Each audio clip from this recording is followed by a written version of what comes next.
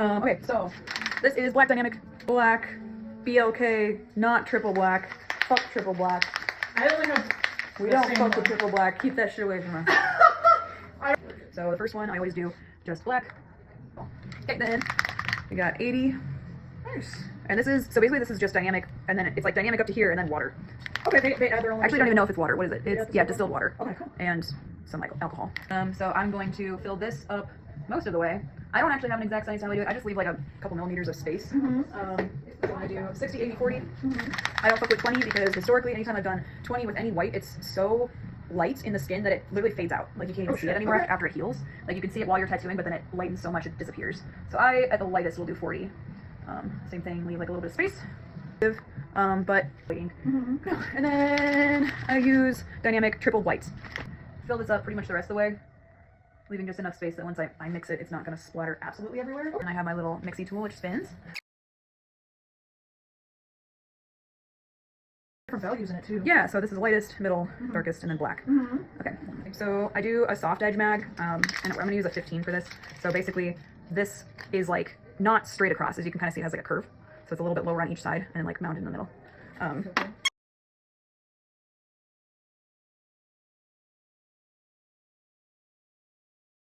I have it out far enough that you can see the whole shape, right? So I do, you remember the sweeping motion that I showed you with like the sand? So it's kind of that. You start at the edge, and I usually tilt, because this is a soft edge, I tilt the one side down, like the corner down a little bit to sort of like compensate for the fact that it's curved, to make it sort of flush with the surface on this side. So that's why I hold it at kind of an angle.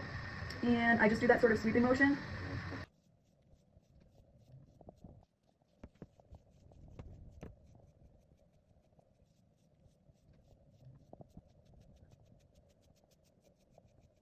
So it's that same motion as I showed you with like the solid black shading motion. I'm going like this, and then I'm going back the other way. Okay, I see. You're kind of cross hatching, but with the brush.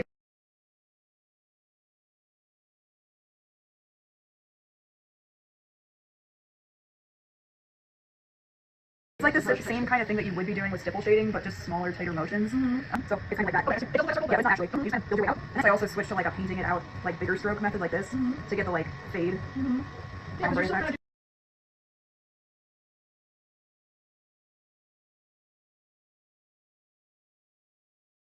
Takes longer, but to make sure I'm getting a nice smooth shade, I'll do like these long sweeps. So like if it's like a big leaf that I'm trying to do it on, I just do really long sweeps like this, and then slowly go closer and closer and shorter and shorter. And you said normally your voltage is like 6.5? Yeah, right now it's at 7, but because we're all fixing. Yeah. You can barely see it. You like to try? Yes.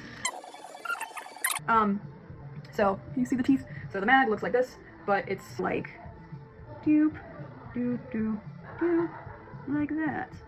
And you are trying to do black backing or solid shading with a soft edge to hold it. So this is the machine.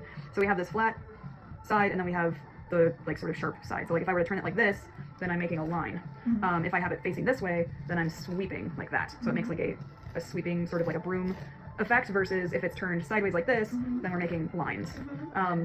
So what we want is to utilize the fat side to get the most coverage as efficiently as possible. So we're using this whole edge, this whole flat side, by sweeping like this.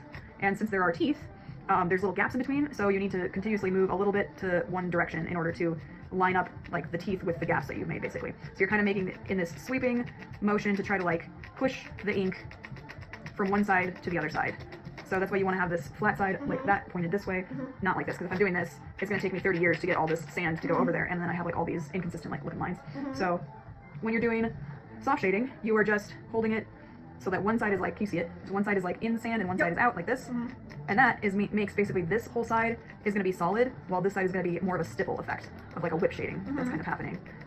And then you can go, so just like turn your hand a little bit, so it's still the flat, big sweepy motion, and go the opposite direction. But are you also still angled when you do that? When you turn the angle? Oh, that's a good question. So, am I still, Lena? Am I? Yeah, are you? Because when you come this way... No, I'm not anymore. So, so when I do the opposite direction, I am sweeping down, top down, up down, like so like starting high, going low, high, low, high, low, high, low, and it looks like high, all low, teeth high, kind low. of go into the skin at the same time? They go... Because when you pull it towards you... Yeah, so I'll go this way instead this time to make it hopefully a little bit easier to see what I'm doing. So I am, we'll say this is the hard line of the tattoo, and then we want it to fade out to nothing on this side. So I'm going to go like this, and then I'm going to turn, and come down.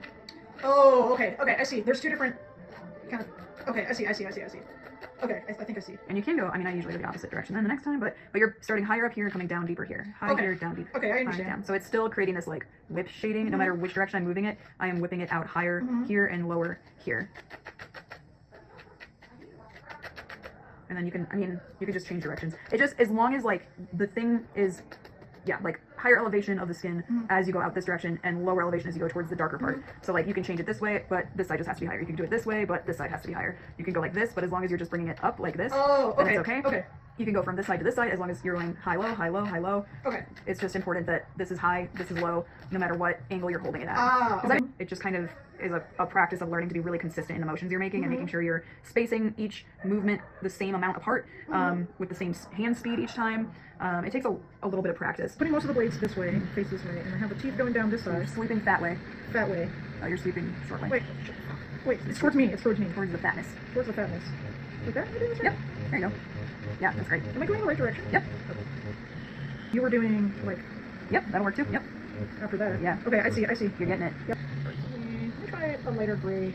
Yeah. Gray wash here. I'm gonna get these shiny and capillary. They're alright. They clawed. But Hey, I'm